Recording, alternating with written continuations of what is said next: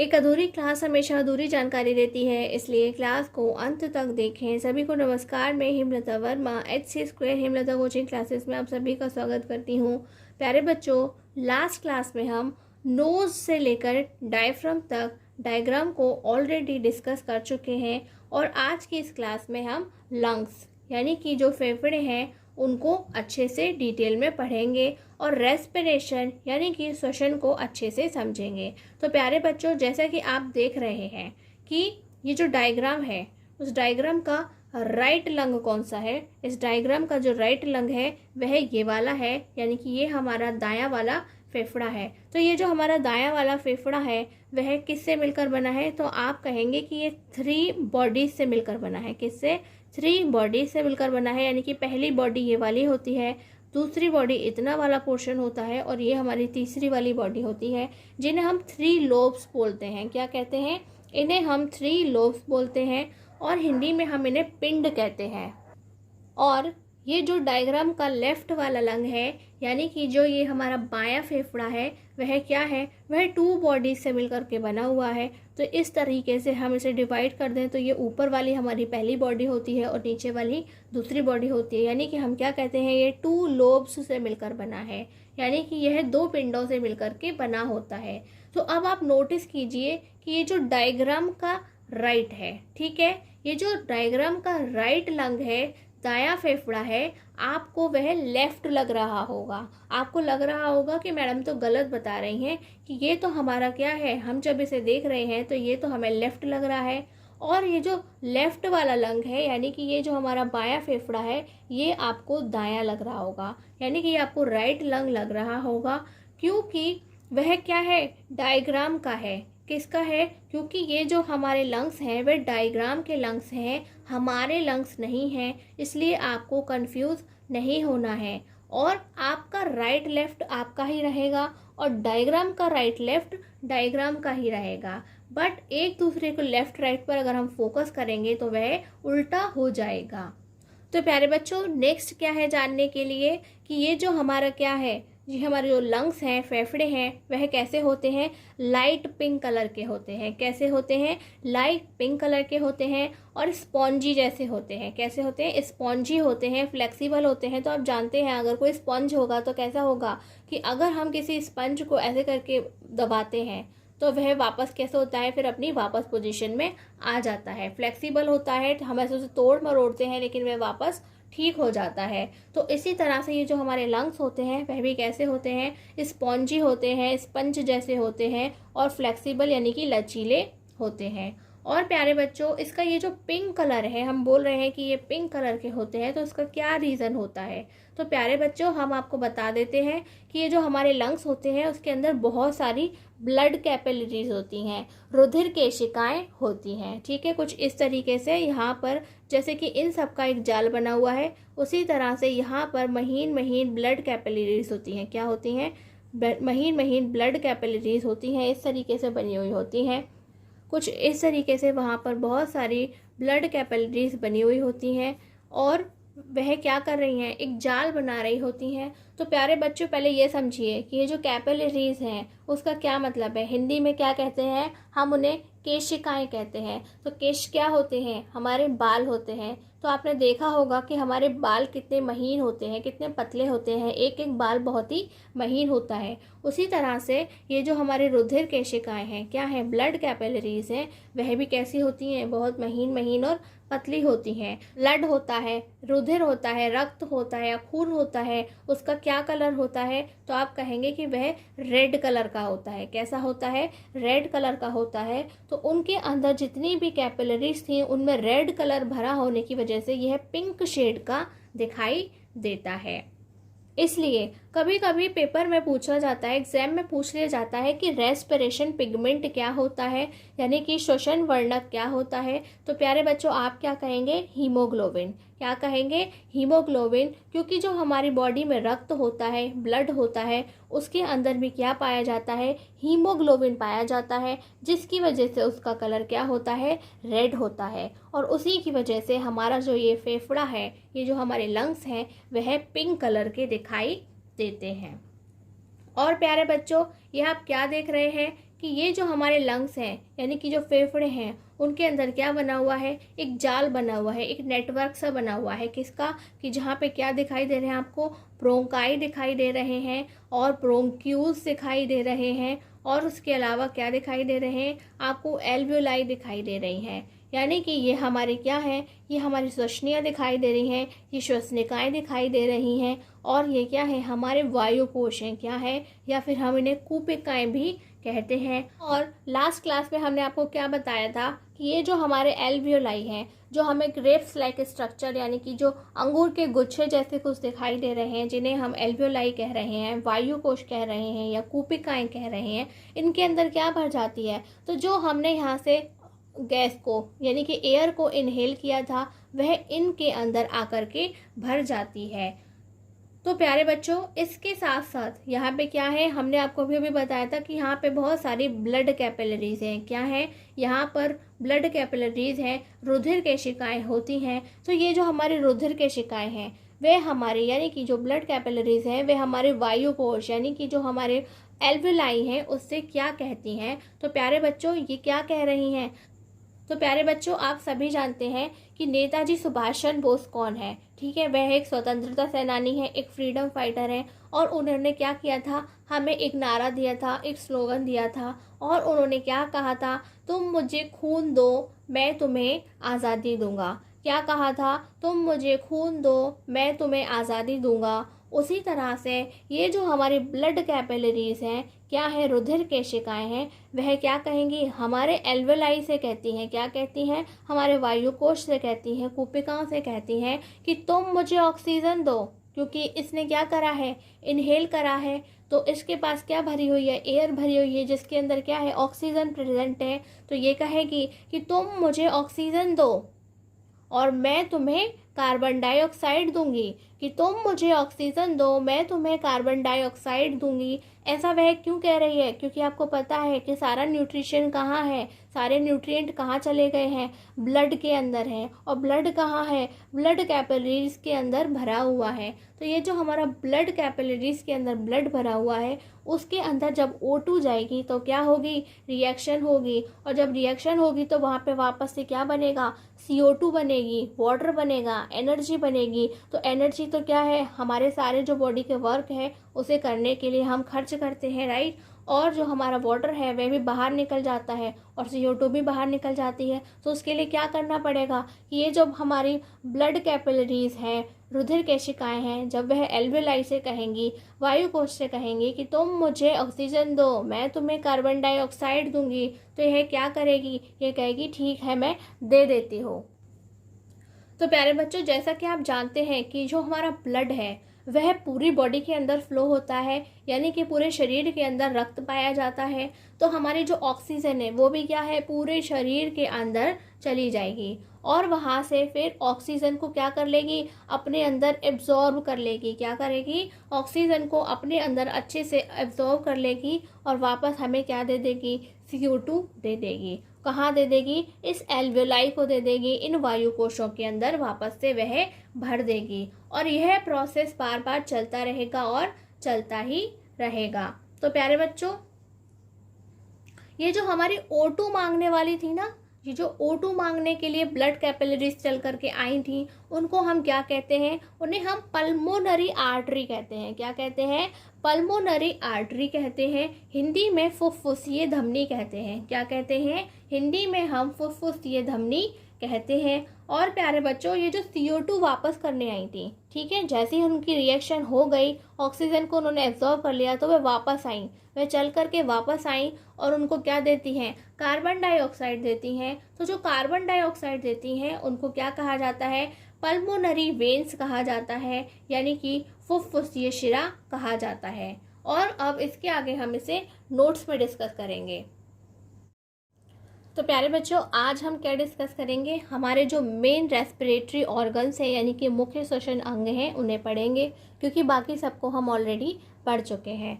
तो the exchange of oxygen and carbon dioxide takes place in the main respiratory organs, यानी कि जो हमारे मेन रेस्पिरेटरी ऑर्गन्स होते हैं वहाँ पर क्या होता है, एक्सचेंज का काम होता है किसके, ऑक्सीजन और कार्बन डाइऑक्साइड के, यानी कि O2 और CO2 के।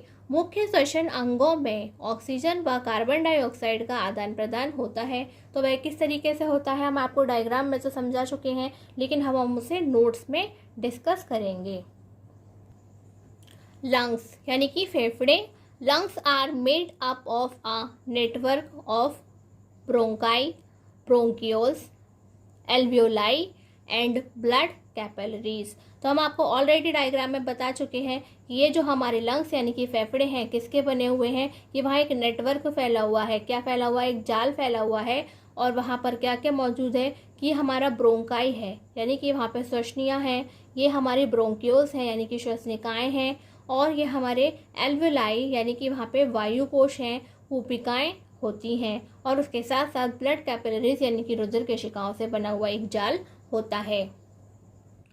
Both the lungs occupy most of the thoracic cavity on either side of the heart. तो प्यारे बच्चों, ये जो हमारा थोरेसिक कैविटी है ये हमने आपको कल अच्छे से समझा दी थी कि इसके अंदर क्या है, इसके अंदर लंग्स है, काफ़ी जगह घेर रखी है इन्होंने। Occupy most of the thoracic cavity, इन्होंने काफ़ी जगह घेर रखी है, और कहाँ पर है, either side of the heart. और ये हमारा जो हार्ट होता है, ये जो हमारा हार्ट है वह बीच में बना हुआ होता है, और उसके इधर उधर क्या होते हैं, हमारे लंग्स बने हुए होते हैं। तो प्यारे बच्चों, आपने डायग्राम में देखा था कि नीचे कुछ इस तरीके की जगह खाली थी, उसी जगह पर क्या होता है, उसी जगह पर ये हमारा हार्ट होता है। तो प्यारे बच्चों, there is a cavity around the lungs called pulmonary cavity. ये भी हम ऑलरेडी आपको डायग्राम में बता चुके हैं कि लंग्स के चारों ओर एक बाउंड्री जैसा आपको दिखाई देता है, वह एक खाली जगह होती है जिसे हम क्या कहते हैं, पल्मोनरी कैविटी कहते हैं।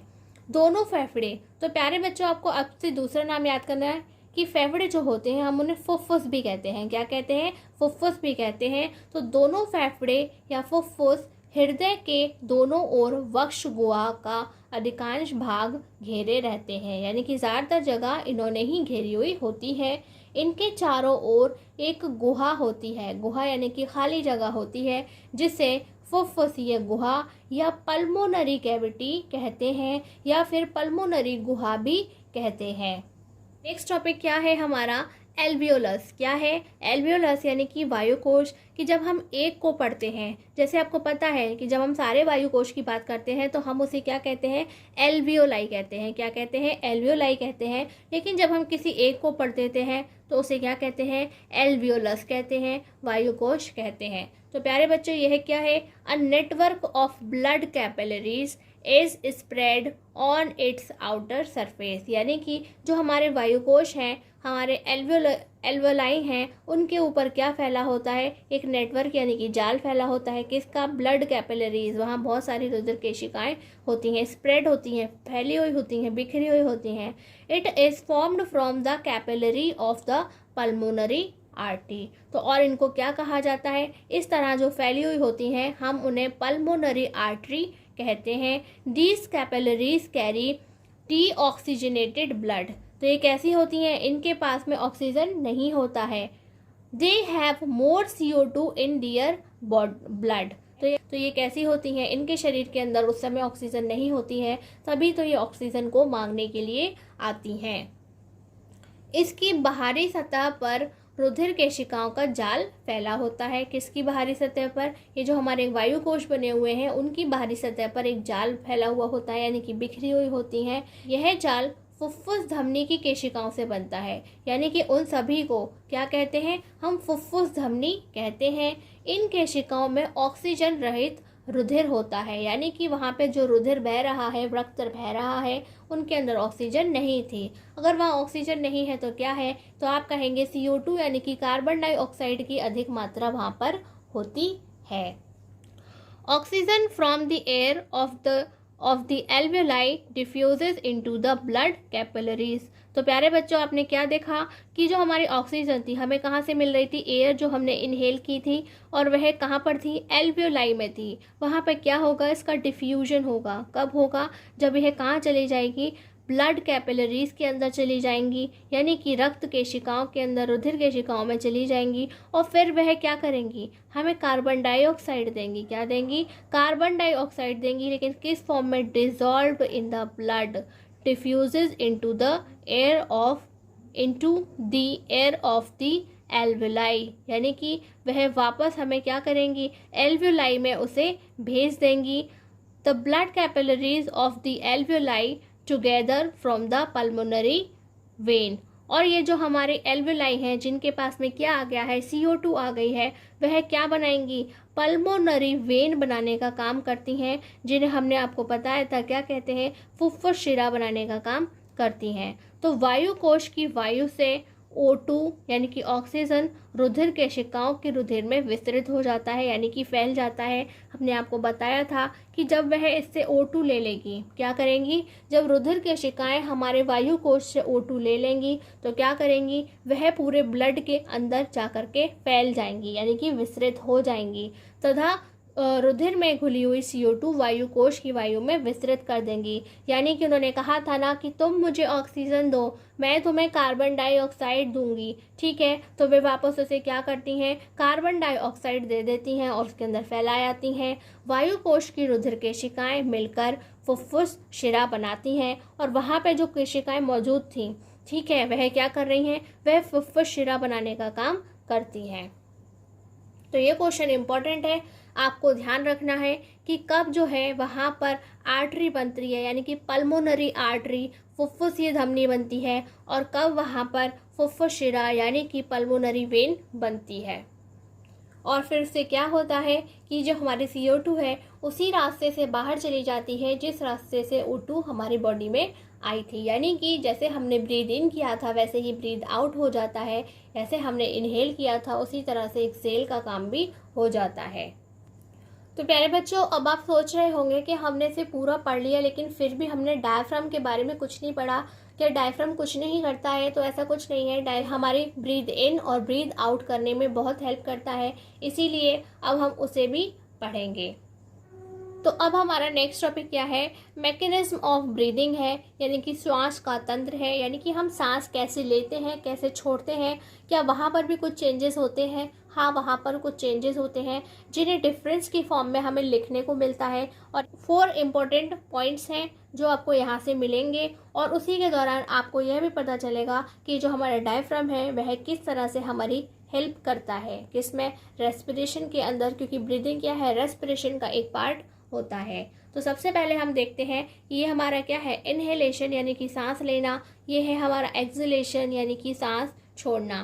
तो सबसे पहले हम देखते हैं कि सांस लेने के समय, ठीक है, सांस लेने के दौरान वक्ष गुहा, छाती गुहा फैलती है, यानी कि during inhalation the thoracic cavity, chest cavity expends. तो प्यारे बच्चों, आप बिल्कुल अभी सांस लीजिए, सांस लेकर के देखिए, तो ये हमारा जो वक्ष गुहा है, छाती है, जैसे ही हमने सांस ली, क्या करा, हमने इनहेलेशन का काम किया, वह क्या हुआ, वह फैल करके बड़ी हो जाती है। क्या होती है, वह फैल करके बड़ी हो जाती है। और जब आप सांस छोड़ते हैं, ठीक है, सांस छोड़ने के दौरान वक्ष गुहा यानी कि जो हमारी छाती गुहा है वह सिकुड़ जाती है, यानी कि आपको खुद फील होता होगा कि हम एक काफ़ी रिलैक्स सी पोजीशन में आ जाते हैं और सिकुड़ के छोटे से हो रहे होते हैं। तो आप अभी अभी ये जो हमारा क्या है, during exhalation the thoracic cavity, chest cavity contracts यानी कि सिकुड़ना, वह सिकुड़ती है। तो अभी अभी आप सांस छोड़ करके देखिए,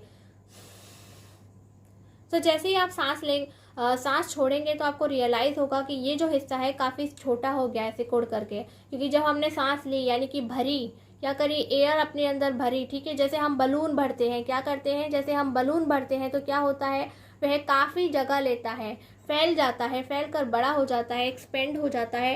तो अब हमारी ये जो थोरेसिक कैविटी है, चेस्ट कैविटी है, वक्ष गुहा है, छाती गुहा है, यह भी फैल जाती है। लेकिन अगर हम गुब्बारे से हवा निकाल देते हैं, हमारे बलून से हवा निकाल देते हैं, तो हमें कैसी लगती है, वो सिकुड़ा हुआ दिखाई देता है, छोटी सी जगह में दिखाई देता है, यानी कि वह जगह नहीं घेरता है। नेक्स्ट क्या है, सांस लेने के दौरान पसलियां ऊपर उठती हैं। पसलियां यानी कि ये जो हमारा रिब केज है, हम उसे क्या कहते हैं, पसलियां कहते हैं। तो ये जो हमारा during inhalation ribs lift up, यानी कि जो हमारा पसलियां हैं वह ऊपर की तरफ उड़ जाती हैं। तो आप फिर से सांस लीजिए और नोटिस कीजिए कि इस बार क्या हुआ। तो आप नोटिस करेंगे कि इस बार जैसे ही आपने सांस ली थी, जो आपकी पसलियाँ थी वह खिंच करके ऊपर चली जाती हैं। ठीक है, अभी अभी सांस लीजिए और अभी चेक कीजिए।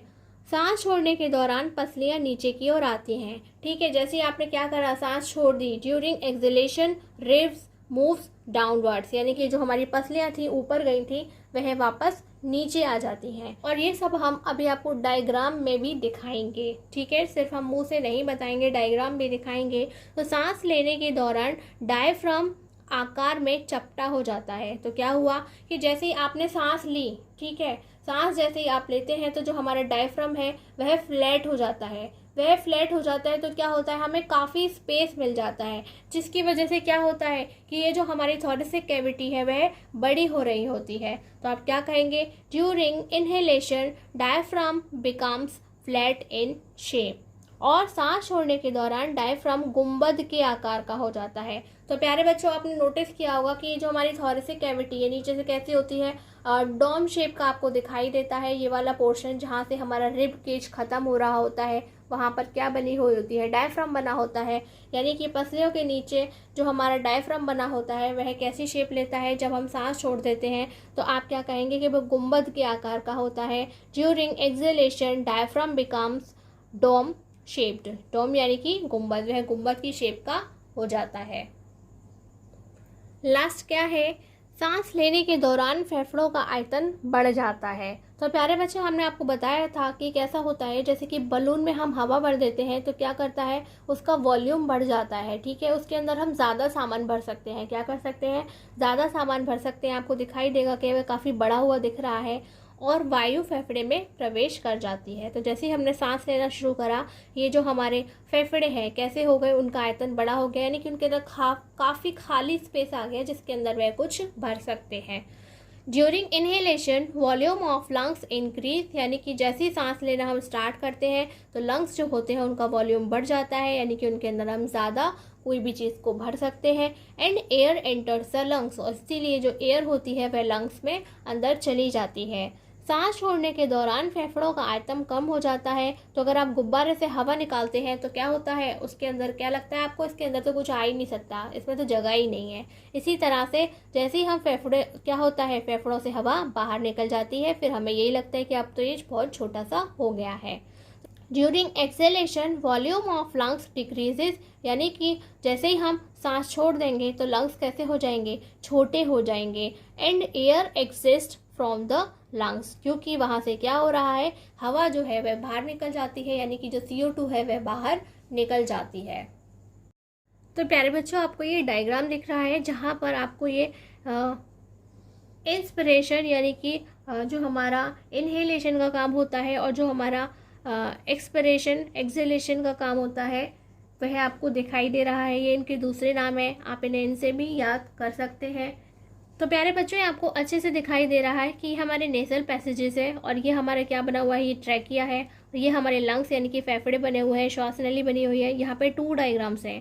ठीक है, एक इनहेलेशन के लिए है और दूसरा एक्सेलेशन के लिए बना हुआ है, यानी कि एक में सांस लेने का काम हो रहा है और दूसरे में सांस छोड़ने का काम हो रहा है। तो प्यारे बच्चों, यहाँ पे आपको क्या देखना है कि जैसे हम सांस लेते हैं तो ये क्या है, अलग से एक डायग्राम क्रिएट करे गए हैं जहाँ पे आपको दिख रहा है कि जैसे इनके अंदर एयर आई तो बलून जो है वे फूल करके बड़े हो जाते हैं। उसी तरह से जब यहाँ से हवा आती है, वायु हम ग्रहण करते हैं, सांस लेते हैं, तो ये जो हमारे लंग्स है वह भी फैल करके बड़े हो जाते हैं। और जब हम सांस छोड़ देते हैं तो वह इस तरीके से, जैसे कि ये हमारे पहले जैसे हो गए थे, अजीब से शेप के, जैसे छोटी सी थोड़ी सी जगह घेर रहे थे और वह छोटे हो जाते हैं। और आपने साथ साथ क्या देखा कि जैसे ही हमने सांस ली तो ये बड़े कैसे हुए, क्योंकि यह बड़े इसलिए हुए क्योंकि हमारे यहाँ पे क्या था, चेस्ट कैविटी बढ़ जाती है, वक्ष गुहा का क्षेत्र बढ़ जाता है। तो आप दोनों ही डायग्राम देख सकते हैं कि जब हमने सांस ली थी तो ये जो हमारी चेस्ट कैविटी है यानी कि थोरेसिक कैविटी है, वक्ष गुहा है या फिर छाती गुहा है, वह कितनी बड़ी दिख रही है।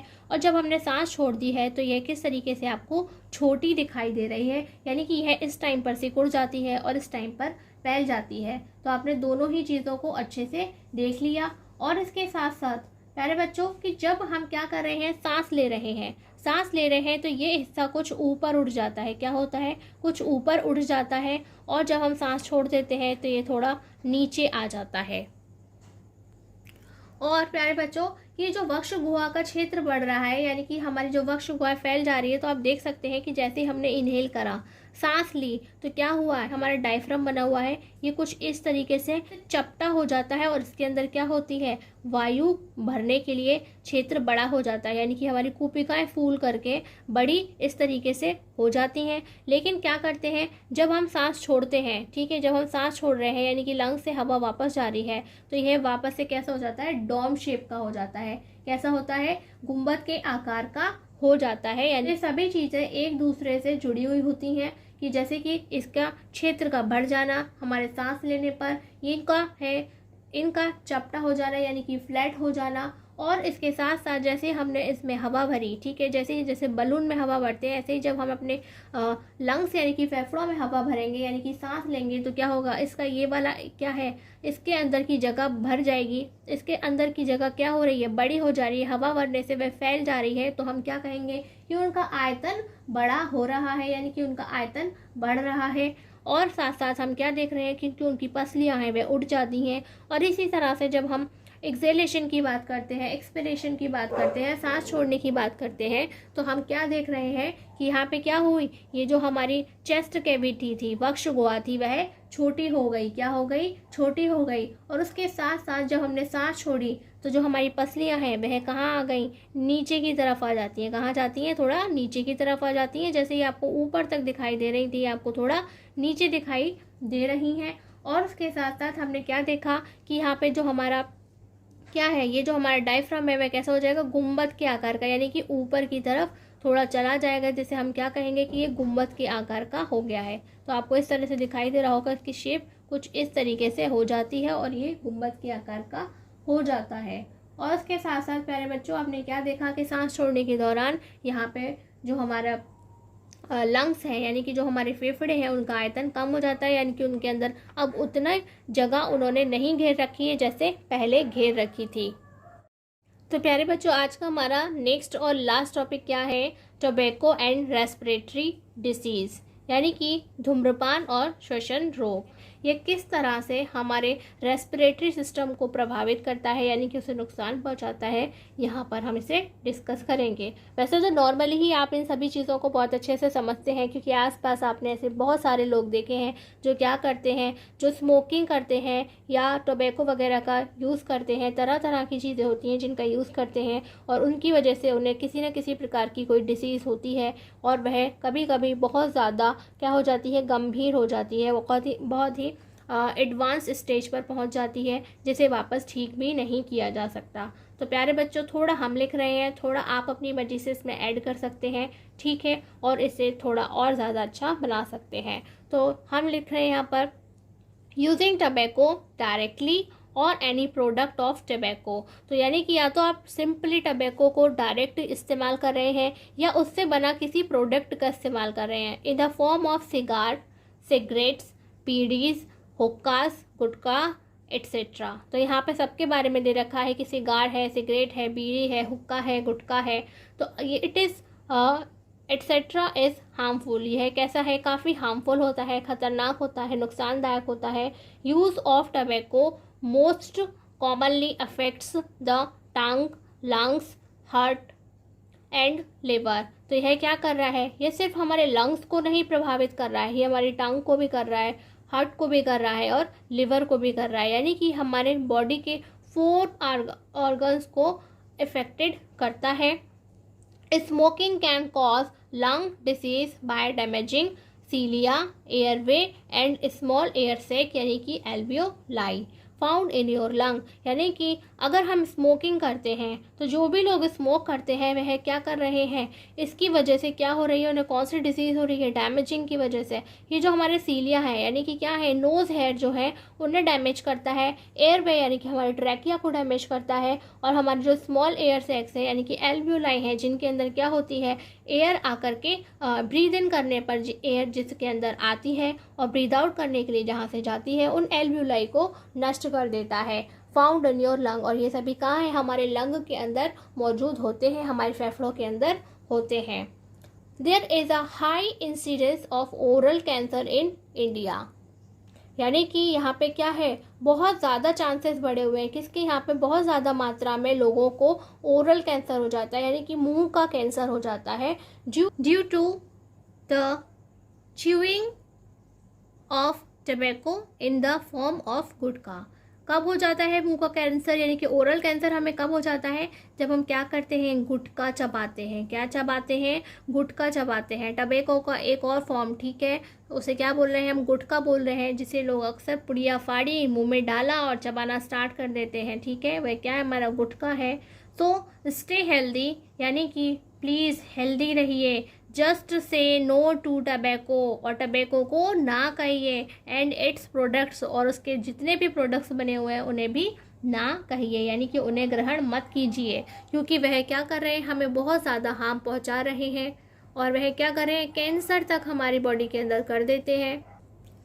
हिंदी में देखते हैं, तंबाकू का सीधा उपयोग या सिगार, सिगरेट, बीड़ी, हुक्का, गुटखा आदि के रूप में किसी भी उत्पाद का उपयोग हानिकारक है। यानी कि आप किसी भी तरीके का प्रोडक्ट देख लीजिए जो तंबाकू से बना हुआ है, वह क्या है, हमारे लिए हानिकारक है। उत्पाद यानी कि वह सामान कि जिसे हम प्रोडक्ट कह रहे हैं, जैसे कि ये क्या है, ये प्रोडक्ट है, किसका बना हुआ है, तंबाकू का बना हुआ है, ये एक प्रोडक्ट है, ये एक प्रोडक्ट है, ये सभी क्या उत्पाद हैं। तो तंबाकू का उपयोग आमतौर पर जीभ, फेफड़ों, हृदय और यकृत को प्रभावित करता है, यानी कि उनकी डिजीज़ हो जाती हैं, इन सभी की हमें डिजीज़ हो जाती हैं। धूम्रपान आपके वायु मार्ग और आपके फेफड़ों में पाए जाने वाले वायु कोशों को नुकसान पहुंचाकर फेफड़ों की बीमारी का कारण बन सकता है नहीं, ये कहिए कि बन ही जाता है, ठीक है। तो ये जो धूम्रपान करने से क्या हो रहा है कि हमारे क्या हो रहा है, ट्रैकिया खराब हो रहा है, श्वास मार्ग जो है, श्वास नली है, वह खराब हो रही है, और क्या हो रहा है कि हमारे फेफड़ों के अंदर जो वायु कोश पाए जाते हैं वह भी खराब हो रहे हैं। और प्यारे बच्चों, इसके साथ साथ यहाँ पे आपको नाक के जो बाल हैं, सीलिया के बारे में भी लिखना है, उसे आप ऐड कर लीजिएगा। और प्यारे बच्चों, जैसे आपने देखा कि क्या हो जाते हैं, फेफड़े खराब हो जाते हैं, तो हम आपको बताते हैं कि जो फेफड़े हैं ये कैसे होते हैं, पिंक कलर के होते हैं, लाइट पिंक कलर, हल्के गुलाबी कलर के होते हैं। लेकिन टबैको का यूज़ करने से, आप किसी भी फॉर्म का ये टबैको यूज़ कर रहे हैं, तो वह क्या होता है, उनका कलर थोड़ा थोड़ा डार्क होता जाता है, और धीरे धीरे वह कैसे हो जाते हैं, वह ब्राउन और ब्लैक कलर के होते जाते हैं।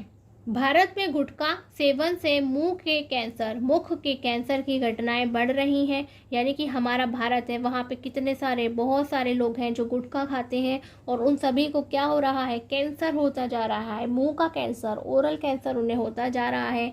इसलिए स्वस्थ रहें, मस्त रहें, बस तंबाकू से बने उत्पादकों के लिए नहीं कहें। तो आपको ध्यान रखना है कि आपको इन गलत चीज़ों से दूर रहना है, ऐसे लोगों की संगत से भी दूर रहना है जो आपको इन सब कामों को करने के लिए प्रेरित करते हैं और कहते हैं कि कुछ नहीं होता है, एक बार कर लोगे तो क्या हो जाएगा। लेकिन अगर आपको एक बार करने से इनकी आदत पड़ गई, लत लग गई, तो फिर यह आपके लिए लाइफ टाइम का हो जाएगा। और सिर्फ इतना ही नहीं है कि सिर्फ आप बीमार हो रहे हैं, आपको कोई नुकसान पहुंच रहा है। जब हमारी फैमिली में किसी एक को कोई प्रॉब्लम होती है तो वहाँ पर सभी को कुछ ना कुछ प्रॉब्लम्स फेस करने पड़ते हैं।